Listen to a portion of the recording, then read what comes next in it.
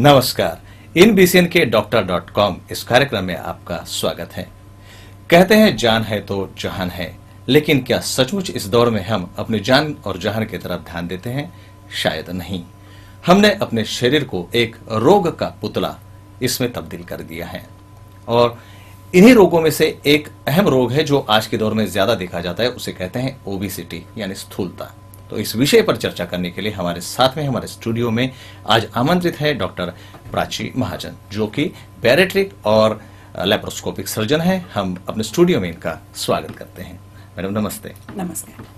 Doctor साहिबा, ये obesity क्या है और क्या चीजें हैं जिससे हम इसकी रोकथाम कर सकते हैं और ये किस वजह से होता है? ओबेसिटी मतलब स्थूलता, इसके साइंटिफिक डेफिनेशन तो अलग है जिसके बारे में हम बात करेंगे अभी तो कुछ ही देर में। पर इसका मतलब है शरीर का वजन ज्यादा होना, यानी कि आइडियल जो बॉडी वेट होना चाहिए अपने हाइट के हिसाब से उससे ज्यादा होना। और उसके आजकल के जमाने में बहुत सारे कारण हैं। सबसे अहम कारण जो है वो है बदलती जीवन शैली, चेंजिंग लाइफस्टाइल्स।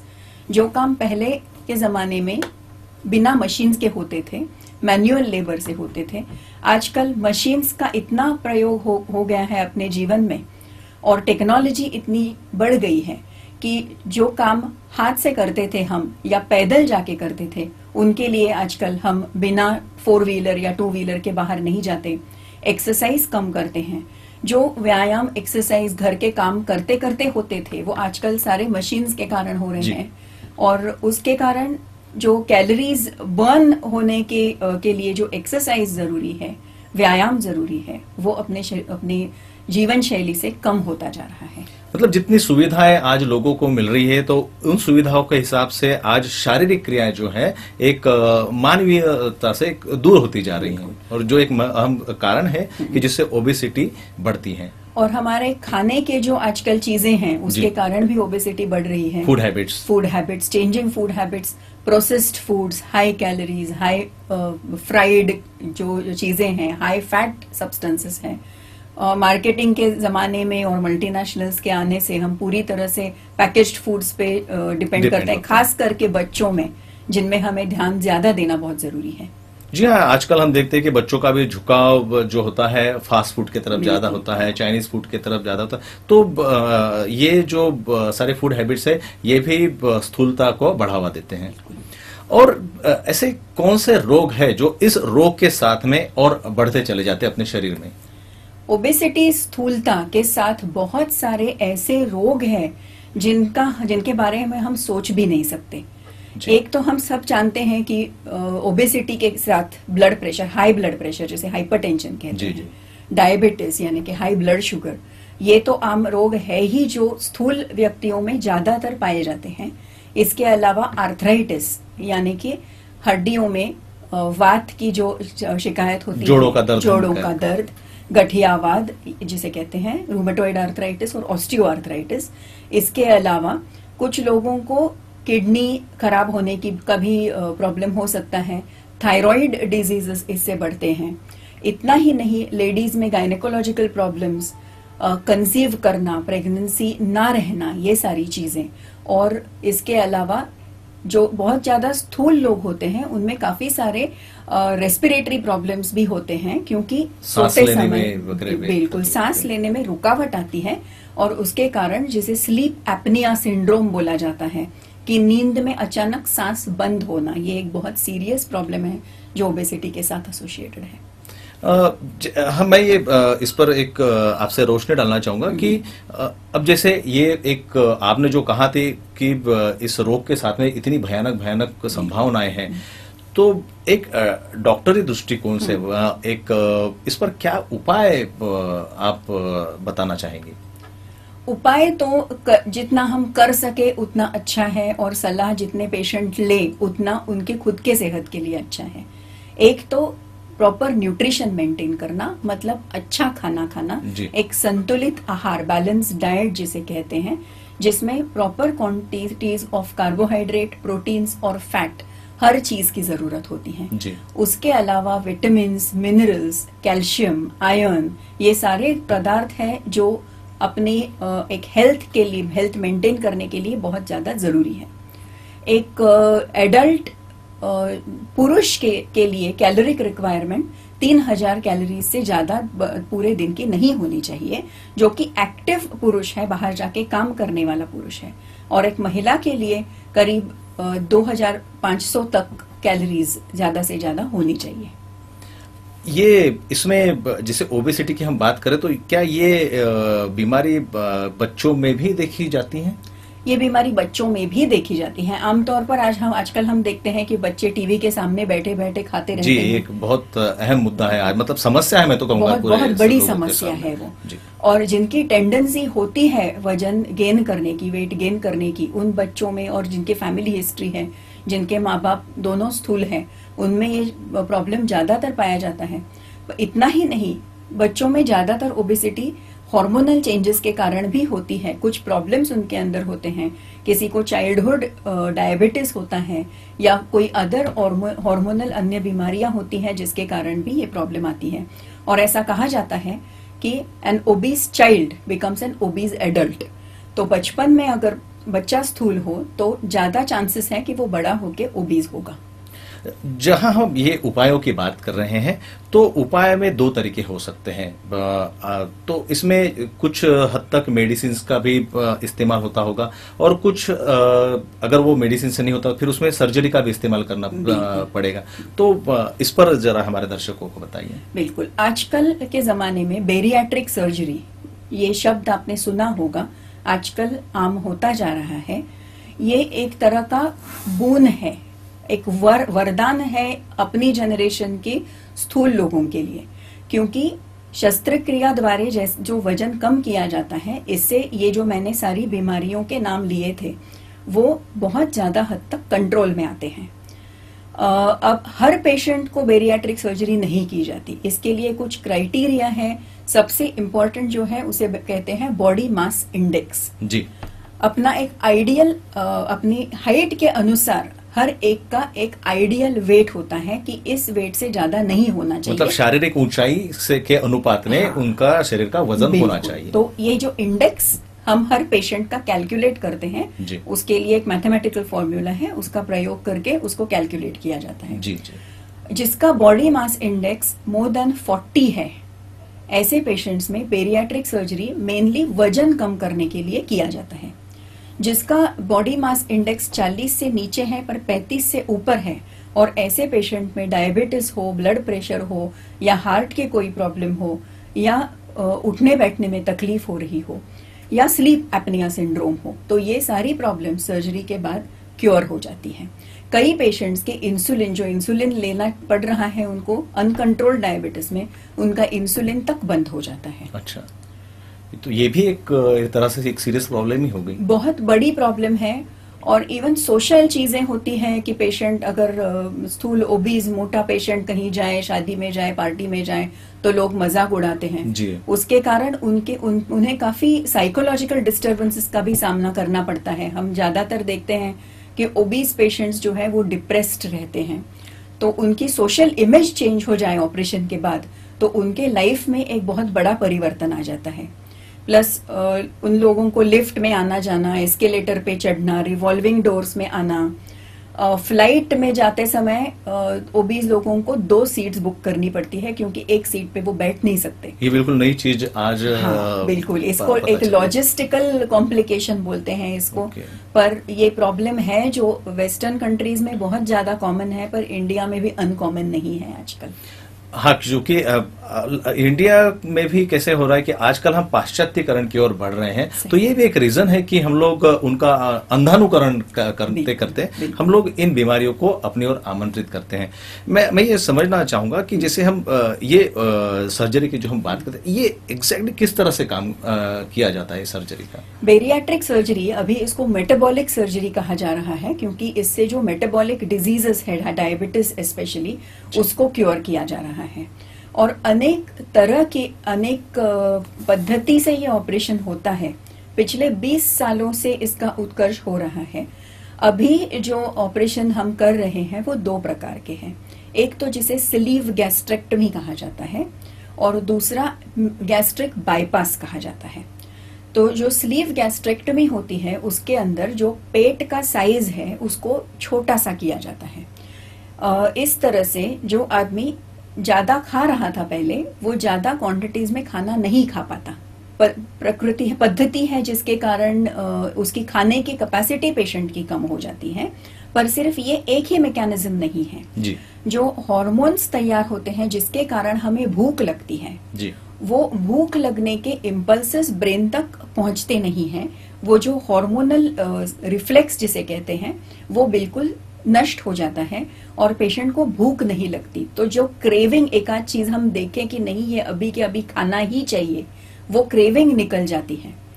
ये एक मैकेनिज्म है। दूसरी जो मैंने पद्धति बताई वो है मिनी गैस्ट्रिक बाईपास, जो आज के दौर में बहुत ही अच्छे रिजल्ट्स दे रहा है। इसमें खाने की कैपेसिटी कम करने के साथ साथ जो चर्बी का एब्जॉर्प्शन होता है खाने में, हमारे खाने में चर्बी तो होती ही है, फैट तो होती ही है। हाँ, आमतौर पर तो मिनी गैस्ट्रिक बाईपास में जो फैट हमारे डाइट में होता है वो फैट अंदर शरीर के अंदर एब्जॉर्ब नहीं होता जी। और उससे मोटापा बहुत अच्छे से और जल्दी कम हो जाता है। आपने मेरे इस सवाल के पहले आपने अपने बातचीत के दौरान मुझे बताया था कि डिप्रेशन में चला जाता है ओबेस पेशेंट। तो इस डिप्रेशन से आमतौर पर आम जनता का एक कहना था कि अगर वो कोई आदमी डिप्रेशन में चला जाता है, कोई भी व्यक्ति स्त्री हो या पुरुष हो, तो वो खाना पीना नहीं खाती, तो इससे ओबेसिटी बढ़ती है या कम होती है? काफी ज्यादा पेशेंट्स में हम देखते हैं या अपने आसपास में कोई स्थूल व्यक्ति हो उन्हें देखते हैं तो वो लोगों के सामने खाना खाते हुए नहीं दिखाई देंगे आपको जी।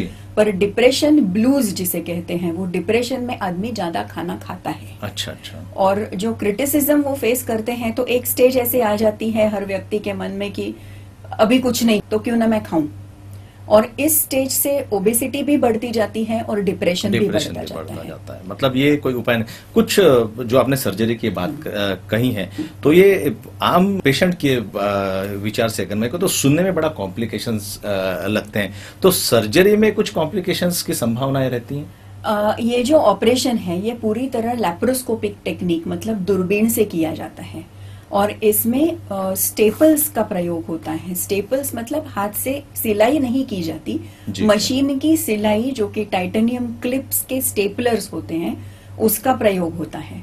तो इसके कारण ये प्रोसीजर पेशेंट के दृष्टिकोण से बहुत ही सिंपल है। एक तो इसमें मशीन्स का ही प्रयोग ज्यादा है तो ह्यूमन एरर इसमें कम है। और दूसरी बात यह है कि it is the same as any other surgery, मतलब कोई भी मेजर सर्जरी में जितना रिस्क हो उतना ही रिस्क ऐसी सर्जरी में होता है, उससे ज्यादा नहीं होता। तो इसमें फिर ब्लड लॉस की भी नहीं, इसमें ब्लड लॉस 20 से 30 मिलीलीटर से ज्यादा नहीं होता। और पेशेंट की जांच हम पूरी तरह से ऑपरेशन से पहले कर लेते हैं, मतलब हार्ट का चेकअप, ब्लड प्रेशर ठीक है कि नहीं, बाकी पैरों की सर्कुलेशन सब कुछ व्यवस्थित है कि नहीं, ये सारी चीजें हमें पहले ही प्री ऑपरेटिव इवैल्यूएशन में हम कर लेते हैं। और जो पेशेंट सर्जरी के लिए फिट है, जो सेफली जिस पेशेंट को हम ऑपरेट कर सके, ऐसे ही पेशेंट की सर्जरी की जाए। मतलब सर्जरी के लिए वो क्लिनिकली फिट है या नहीं है, ये सारे टेस्ट आप लोग पहले इंश्योर कर लेते हैं। Both the way, mentally and physically he should be, he और she should be fit. Psychological counselling भी किया जाता है प्री ऑपरेटिवली, क्योंकि ऑपरेशन के बाद पेशेंट को कुछ चीजों पे ध्यान देना पड़ेगा। ये हमें पेशेंट को पहले समझाना पड़ता है कि अभी जितना आप खाना खा रहे हैं उतना ज्यादा आप नहीं खा पाएंगे बाद में। वो धीरे धीरे नॉर्मल डाइट पे आ जाते हैं लगभग 1 महीने में, पर क्वांटिटी कम ही रहती है हमेशा। आपने कहा कि 1 महीने में वो जो पेशेंट है वो एक नॉर्मेलिटी के तरफ बढ़ता जाता है।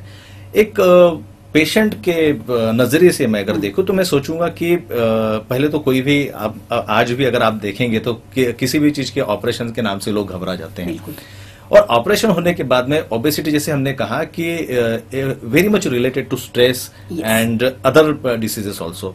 तो ये ऑपरेशन करने के बाद, सर्जरी होने के बाद, इसके जो बेनिफिट्स है वो कितने लॉन्ग ड्यूरेशन तक रह सकते हैं? जो वेट लॉस होता है वो ऑपरेशन के बाद कुछ ही दिनों में शुरू होता है जी। मतलब शुरुआत में समझिए हर महीने पेशेंट का वजन 7 से 10 किलो के बीच में घटता जाता है। उससे अपने आप को उसके अंदर एक पॉजिटिविटी आ जाती है कि कपड़े ढीले होना शुरू हो जाता है, एक पॉजिटिव सेल्फ इमेज बनने लगता है, पेशेंट को लगता है मैं जाके दिखाऊं सबको, पॉजिटिवनेस आना उसमें चालू हो जाता है, पॉजिटिवनेस आना शुरू हो जाता है, physical and psychological as you say. बिल्कुल। और समझिए एक आध साल में वजन लगभग कैसे है कि ये जो सर्जिकल प्रोसीजर्स हैं ये सारे टेलर मेड हैं, पेशेंट का बिल्ड देखते हुए, पेशेंट की लाइफस्टाइल देखते हुए, पेशेंट क्या चाहता है आगे की जिंदगी में ये देखते हुए, इसलिए पेशेंट का वेट लॉस कितना होना चाहिए वो हम डिसाइड कर सकते हैं। अगर किसी का 20 किलो ही करना है तो सिर्फ 20 किलो ही होगा, किसी को और ज्यादा 40-50 किलो कम करने की जरूरत है तो उतना हम उसको टेलर मेड सर्जरी कर सकते हैं। और पेशेंट का वजन जैसे एक डिजायर्ड लेवल पे जब आ जाता है तो उससे बढ़ना नहीं चाहिए, इसके लिए खुद पेशेंट को एक्सरसाइज करना जरूरी होता है वो मेंटेन करने के लिए, और एक healthy diet full of vitamin, minerals, iron, calcium, zinc, magnesium, ये सारी चीजें डाइटिशियन के एडवाइस से हम बताते हैं पेशेंट को कि क्या खाना चाहिए, कैसे खाना चाहिए, मतलब कौन सी चीजें खाने से ये जो सारे सप्लीमेंट्स है उसको प्राप्त होंगे, जो उसके आने वाले जो सर्जरी वगैरह हुई है उसके बेनिफिट्स को he can maintain for the long duration इन। अभी लोगों में डर या वहम, कुछ मिसअंडरस्टैंडिंग है कि सर्जरी के बाद कुछ दिनों में वजन तो बढ़ना ही है, फिर से जैसे था वैसा हो जाता है। ऐसी बात नहीं है। यूजुअली बॉडी अपनी कुदरत ने ऐसी बनाई हुई है कि वो अपना ही एक जो आइडियल है उस बॉडी के लिए वो कुदरत ही बन जाती है। जो पेशेंट मोटापे के कारण पहले एक्सरसाइज नहीं कर सकता, उसका वजन जब कम हो जाता है, बॉडी लाइट हो जाती है, तो खुद पेशेंट जिम चला जाए, खुद ही एक्सरसाइज या वॉकिंग या स्विमिंग करे तो मेंटेन हो ही जाता है वजन। बढ़ने की ऐसी आउट ऑफ कंट्रोल बढ़ने की संभावना नहीं होती। ये जैसे हम सर्जरी की बात कर रहे हैं तो सर्जरी आपने ये भी कहा था कि आपको कुछ काउंसलिंग करनी पड़ती है, तो ये किस तरह से आप स्त्री हो या पुरुष हो, और मैं तो समझूंगा कि स्त्री और पुरुषों को दोनों को अलग अलग हिसाब से उनको काउंसलिंग करनी पड़ती है, ये सब कैसे करते हैं फिर आप? बिल्कुल, यूजुअली क्या है कि बेरियाट्रिक यूनिट होता है, एक सर्जन का सिर्फ काम नहीं होता वो। Apart from surgeon and anaesthesiologist, anaesthesiologist मतलब भूल तज्ञ का भी बहुत बड़ा उनकी भी बहुत बड़ा योगदान होता है, ये टीम वर्क है। उसके साथ और एक व्यक्ति जो बहुत ही महत्वपूर्ण है वो है न्यूट्रिशनिस्ट या डाइटिशियन। ऑपरेशन से पहले क्या खाना चाहिए, क्या नहीं खाना चाहिए, ऑपरेशन के बाद धीरे धीरे क्या खाना चाहिए, क्या नहीं खाना चाहिए। और एक महत्वपूर्ण व्यक्ति है रिहैबिलिटेशन के लिए, वो है एक साइकोलॉजिकल काउंसलर। वो ऑपरेशन से पहले ही पेशेंट और पेशेंट की फैमिली के साथ बात कर लेता है या लेती है, और उनके जो रिक्वायरमेंट्स है, उनका घर कैसा है, उनके यहाँ सीढ़ियाँ कितनी हैं, उनका काम किस तरह का है, उनको अपने ऑफिस तक कैसे जाना है, ये सारी चीजों को एक असेसमेंट जो होता है उनका डेली रूटीन उनको उसको स्टडी किया जाता है। और ऑपरेशन के बाद भी धीरे धीरे उनका पॉजिटिविटी उनकी और उनका कॉन्फिडेंस बढ़ाने के लिए साइकोलॉजिस्ट काम करते हैं। ये जैसे पोस्ट सर्जरी या प्री सर्जरी की हम बात करें तो इसमें हम कहते हैं कि एक्सरसाइज करनी चाहिए, और फिर आपने ये कहा कि डाइटिशियन की भी आप हेल्प लेते हैं, तो ये किस तरह से आप तय करती हैं? जो कैलोरिक रिक्वायरमेंट है, जो थियोरेटिकली डाइटिशियंस जो न्यूट्रिशनिस्ट होते हैं उनको पूरी तरह से ज्ञान होता है कि कौन से फूड स्टफ्स में कितनी कैलोरीज होती हैं। इसके अलावा उनको क्या क्या सप्लीमेंटेशन देना जरूरी है, मतलब जैसे मैंने बताया सारे एसेंशियल एलिमेंट्स, प्रोटीन्स, कोई वेजिटेरियन है, कोई नॉन वेजिटेरियन है, कुछ लोग वेगन्स होते हैं जिनको जो दूध भी नहीं पीते, या कुछ लोगों को मिल्क की एलर्जी होती है। तो ये सारी जो चीजें हैं हर एक व्यक्ति के अनुसार एक चार्ट बनाया जाता है, डाइटिशियन चार्ट, और सुबह से लेकर रात तक पेशेंट ने क्या क्या क्वांटिटीज में क्या क्या खाना है। पर ऑपरेशन के बाद ये बहुत जरूरी है कि पेशेंट ये चार्ट फॉलो करे, कम से कम शुरू में। उसके बाद और ऐसे जरूरी नहीं है कि कोई महंगी पाउडर लाके न्यूट्रिशनल सप्लीमेंट्स लेते रहें तो ही वजन कम होगा। आजकल जिसका चलन बहुत ज्यादा है, और इसके कुछ एडवर्टाइजमेंट भी इतने उससे लोग अट्रैक्ट हो जाते हैं और अपने ऊपर में एक्सपेरिमेंट करते हैं। शायद ये भी एक कारण है ओबेसिटी बढ़ने का। बिल्कुल है, हर एक को बॉडी बनानी है जी, और बहुत कम समय में बनानी है।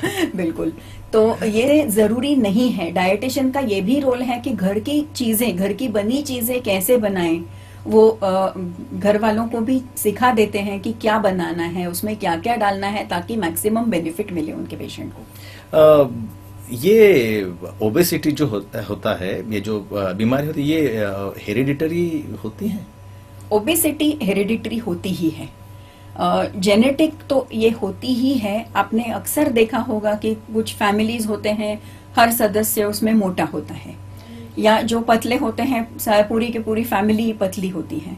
और हेरिडिटी का एक बहुत बड़ा है इसमें। उसके साथ कुछ फैक्टर्स हैं जैसे थायराइड डिसऑर्डर्स, वो और एक हेरिडिटरी चीज है। और थायराइड आप जानते होंगे कि थायराइड प्रॉब्लम्स में अक्सर वेट बढ़ता है, हाइपोथायराइडिज्म में। जी जी। ये थायराइड की जहां बात कर रही थे, तो मेरा एक पर्सनल आपसे सवाल ये था कि थायराइड ज्यादातर महिलाओं में देखा जाता है?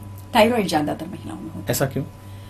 वो एक जेनेटिक प्रीडिस्पोजिशन है, जैसे बोलते हैं जेंडर वाइज ऐसा है कि लेडीज में, और लेडीज में ओबेसिटी का भी प्रमाण ज्यादा है।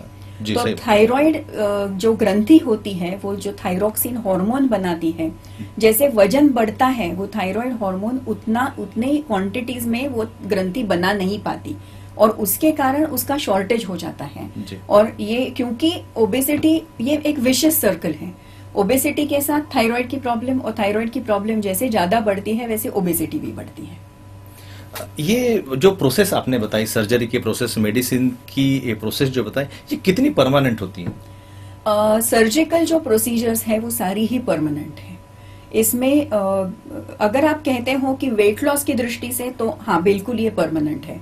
पर अगर कोई व्यक्ति चाहे कि अभी वेट लॉस बहुत हो गया, अभी इससे ज्यादा नहीं चाहिए, या किसी को कभी कभी अगर लगता है कि नहीं मैं जैसे था वैसा ही अच्छा था, तो ये प्रोसीजर्स रिवर्सिबल होती हैं। अच्छा। इनको रिवर्स किया जा सकता है। मतलब एक ये बेनिफिट है, ये एक एडवांटेज है। स्पेशली जो मिनी गैस्ट्रिक बाईपास सर्जरी मैंने बताई, स्लीव गैस्ट्रेक्टमी कुछ हद तक अगर पेशेंट बहुत सारा खाना खाने लगे तो उसका वजन बढ़ा सकता है वॉलंटरीली, पर ये बेसिकली रिवर्सिबल प्रोसीजर्स है। जब मैंने आपसे एक सवाल ये भी पूछा था कि ओबेसिटी बच्चों में भी देखी जाती है, और उसके बाद में फिर एक प्रोसेस आई सर्जरी की, तो क्या बच्चों में भी सर्जरी की जाती है? बच्चों में, एकदम छोटे बच्चों में ये एडवाइजेबल नहीं है जी। क्योंकि जो डाइट और जो विटामिन सप्लीमेंट्स और नेचुरली जो विटामिन डेफिशिएंसीज बच्चों में हो जाएगी या उनके ग्रोथ के साथ इंटरफेयर हो सकता है, इंटरफेरेंस, वो बिल्कुल ही हम नहीं चाहते कि कोई इंटरफेरेंस हो। जी। पर जो बच्चे एक टीनेज या एडोलेसेंट और एडल्ट के बीच की जो स्टेज है, समझिए 15 से 20 साल की उम्र में, अगर बच्चों को बहुत ज्यादा मॉर्बिड ओबेसिटी जिसे कहते हैं, जिसके कारण अगर वो स्कूल नहीं जा पा रहे हो या कॉलेज नहीं जा पा रहे हो, उनके साथ बहुत सारे सोशल साइकोलॉजिकल इश्यूज हो रहे हो, और जिनको सिवियर हार्मोनल डिस्टर्बेंस के कारण ये हो सकता है, तो ऐसे कुछ रेस्ट्रिक्टेड लिमिटेड केसेस के लिए बेरियाट्रिक सर्जरी की जाती है बच्चों में। एक चीज और आपने कही थी कि ओबेसिटी से महिलाओं में खास करके उनकी प्रेगनेंसी पर भी इसका असर पड़ता है। अब इस सिचुएशन में अगर कोई महिला चाहती कि उनका बैरियाट्रिक सर्जरी हो so that she can be prepared for undergo pregnancy, तो क्या ये संभावना है? बिल्कुल संभावना है, क्योंकि यंग लेडीज जो आते हैं उनमें अगर ये मेन कंप्लेंट है, एक पॉलीसिस्टिक ओवेरियन डिजीज या पॉलीसिस्टिक ओवेरियन सिंड्रोम करके कंडीशन होती है, जिसमें हार्मोनल इम्बैलेंस के कारण वो पेशेंट ओबीस तो होती ही है, पर ये सारे प्रॉब्लम्स के कारण वो कंसीव नहीं कर पाती, और एक बार उनका वजन कम हो जाता है उसके बाद उनका ओवेरियन सिस्ट सारे रिग्रेस हो जाते हैं और प्रेगनेंसी के चांसेस बढ़ जाते हैं। काफी बार ऐसा होता है कि वजन कम होते होते पेशेंट ऐसे समझ में आ जाता है कि प्रेगनेंसी हो गई है, उसको कंसीव कर लिया है पेशेंट ने। जहां हम सर्जरी की बात करते हैं तो आम तौर पर ये देखा जाता है कि सर्जरीज जो होती है वो कॉस्टली होती है, और उसमें भी अपने शरीर को सामान्य करने के लिए जो सर्जरीज होती है, तो उनको, जैसे प्लास्टिक सर्जरी का मैं अगर आपको उदाहरण दूं, तो लोग शायद इसलिए नहीं करते कि उन्हें लगता है कि ये बहुत ज्यादा कॉस्टली होता है। तो हम अगर ये चाहे कि बैरियाट्रिक सर्जरी, लेप्रोस्कोपिक सर्जरी के थ्रू अपने ओबेसिटी को कंट्रोल करें, तो क्या कॉस्ट इसमें इन्वॉल्व होती है? जो इक्विपमेंट इसमें यूज होती हैं, एक तो पूरा जो हमारे इक्विपमेंट होता है बिल्कुल हाई डेफिनेशन सारी सिस्टम्स होती हैं, और दूसरा जो चीज जो स्टेपलर्स की मैंने बात की, जो अंदर लगते हैं, जो स्टिचेस के इन प्लेस, हाँ, तो ये सारी जो कॉस्ट है, इक्विपमेंट जो अपने अंदर जो स्टेपलर्स यूज होते हैं, पेशेंट का वजन कितना कम होता है उसके हिसाब से हमें डिसाइड करना होता है। और बहुत सारे फैक्टर्स हैं, जैसे कि कौन से क्लास की रूम पेशेंट चाहता है, ये सारे फैक्टर्स रहते हैं। स्टैंडर्ड ऑफ लिविंग यस, तो अबाउट एक रेंज कहा जाए तो समवेयर अराउंड 2 to 2.5 lakhs टू से अपर लिमिट तो नहीं हो सकती, क्योंकि जो 5 स्टार 7 स्टार हॉस्पिटल्स में ये होता है उनके तो कोई अपर लिमिट, क्योंकि सारे इक्विपमेंट जैसे आपने कहा, कितने दिन पेशेंट को आपको एडमिट रखना पड़ता है इन सब चीजों के लिए, pre operation and post operation? Usually operation से एक दिन पहले पेशेंट एडमिट हो जाता है।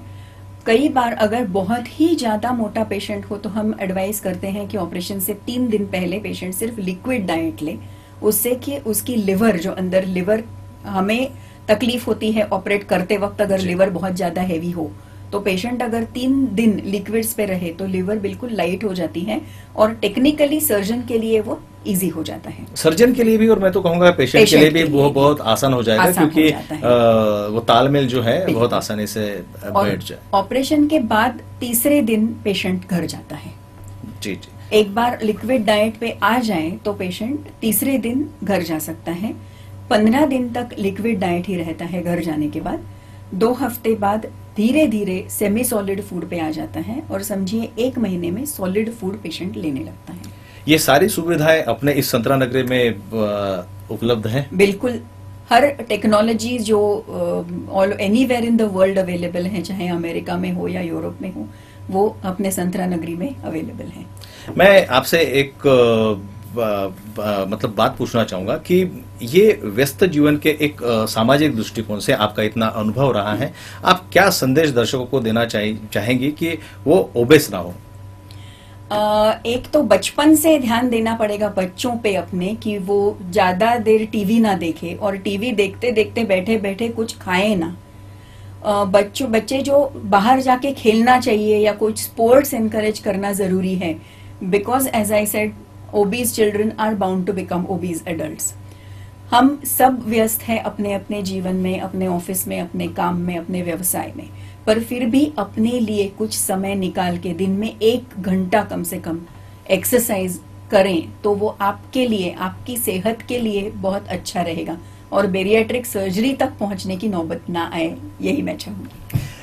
जैसे कि डॉक्टर साहिबा ने कहा कि precaution is always better than cure, तो ये हमारा कर्तव्य बनता है कि हम अपने शरीर के ऊपर में ध्यान दें, अपने स्वास्थ्य के ऊपर ध्यान दें और सर्जरी तक जाने की नौबत ना आने दें। हमारी जीवनी को हम अपने इस तरह से बदले कि हमें अपनी हेल्थ को ही अपना वेल्थ हमें बनाना चाहिए।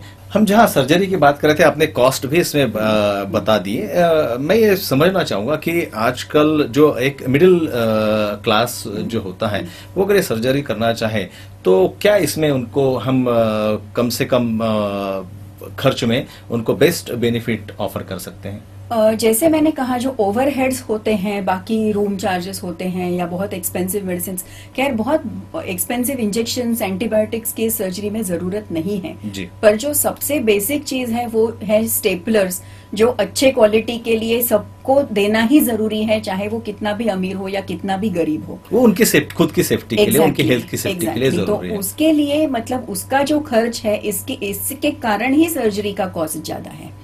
पर फिर भी मतलब हम कोशिश यही करते हैं कि हर एक पेशेंट जरूरतमंद कितना है और उसको हम कितने ज्यादा से ज्यादा फायदा पेशेंट को दे सके, तो वैसे हम कॉस्ट थोड़ा बहुत अपनी तरफ से आप उनको और एक चीज, इस कॉस्ट को कम करके मैं तो ये कहूंगा कि ओबेसिटी की अगर सर्जरी की जरूरत पड़ती है तो इस एक सर्जरी से आगे आने वाले कॉम्प्लिकेशंस बहुत कम हो सकते हैं, जिससे हार्ट अटैक की संभावनाएं कम होगी, ब्लड प्रेशर जैसा आपने कहा उसकी संभावनाएं कम होगी। तो आने वाले भविष्य के खर्चे को कम करने के लिए इस खर्च को किया जा सकता है। प्रोडक्टिविटी पेशेंट की, जो पेशेंट घर पे बैठ के कुछ नहीं कर पा रहा है वो कल जाके बाहर जाके काम कर सकता है, उससे उसकी प्रोडक्टिविटी और घर की इकोनॉमी भी सुधरेगी।